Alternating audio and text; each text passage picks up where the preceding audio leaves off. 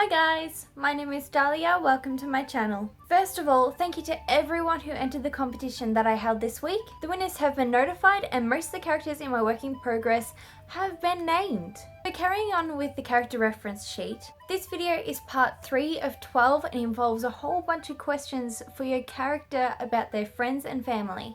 Like I've said in previous installments of this series, the PDF and Word documents are available for free download off my website. The link will be down below in the description bar and also up above here. While this section is quite small, it is uber important. Knowing where your character came from and who helped your character to become the person that they are today is great for getting to know your character.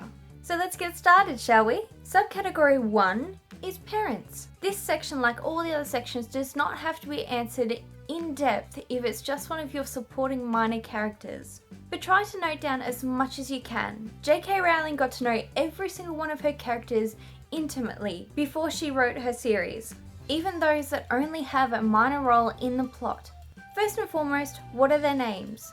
The names of the characters can say a lot about them, where they come from, their social class, etc, etc. Examples include Patty and Brock Oscar. So what are they like? Are they nasty, controlling, nurturing, kind, indifferent? Now, are they still together or are they divorced or widowed? Is there a mistress or a toy boy? Maybe a secret family? And if none of these little stories are relevant, could you make one up? If you've answered all these questions but you still have some information that you could note down, then definitely do that. Say, maybe you want to add why the parents got divorced. Moving on, does this character have any siblings? Before committing myself to such an in-depth character reference questionnaire, I always forgot about brothers, sisters, or half-siblings. My character was kind of always an only child, and I never really thought about it. But since implementing this, my basic novel idea has become this massive project. There are so many factors and themes and characters intertwining and little plot twists and subplots. It is intense, all from this little thing.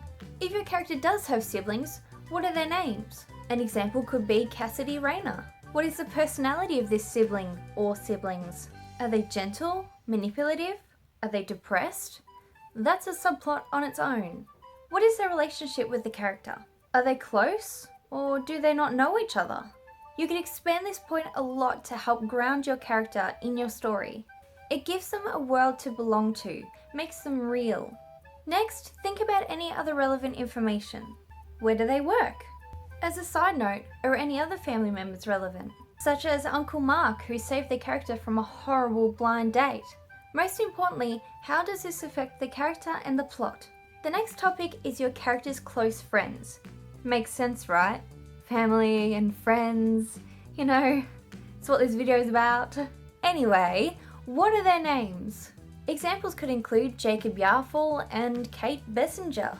Their names are important. In my work in progress, I have a lot of characters from the lowest class, so their names are pretty generic and not really out there. And then I have this character from the high class whose name is Copernicus. Immediately you get an idea in your mind of what this character looks like. I would love it if you could comment down below what image came to mind. Now, personality. So your character's friends' personalities generally directly affect your character. If they're rude, then maybe your character drops them along the way. If they have a secret crush on the character, maybe you have a subplot. Or maybe it just complicates everything. How did your character meet these friends? Whether it be a childhood friendship or a chance friendship that was made at university, or enemies who eventually became friends. This is an important question. Answering this not only gives you an idea of the people that your character is drawn to, but also a bit of background information that could help to thicken your plot. Is there something I've missed? Any other relevant information that you may have on the character's friends comes now. Could your character's friend be from maybe a different world? This would change a lot of what happens in a book. And finally, the character's acquaintances. These could be work colleagues, family friends, or an ex's new partner. What are their names? How do they know the character? Is there any other information that you could add? An example of this could be, Brandon Nixon lives next door to the character. He listens to System of a Down all the time, which is what sparked a conversation with said character. because they also liked the band. Okay, so thank you for watching that part of this video. If you want to hear about my exciting new announcement, then keep watching, and thank you to all those that got this far. So a couple of years ago, I studied professional writing and editing. And editing, more so than writing, has always been a huge joy for me. I absolutely love to edit people's work. I also have dreams of starting up my own editing and publishing press. Not only for the publishing of my own novels, but also the editing of other people's, and perhaps even publishing one day. So why am I talking about this here? I have an active Fiverr gig that is all about editing. For those who don't know what Fiverr is, it is just a little simple website that you sign up to, and you can either offer your services for $5 or a little bit more, or you can go and pay someone $5 to get something. But anyway, the link to my Fiverr account will be down below in the description bar. For just $5, I will edit 3,000 words of your story. So why am I offering this so cheap if I'm a professional editor?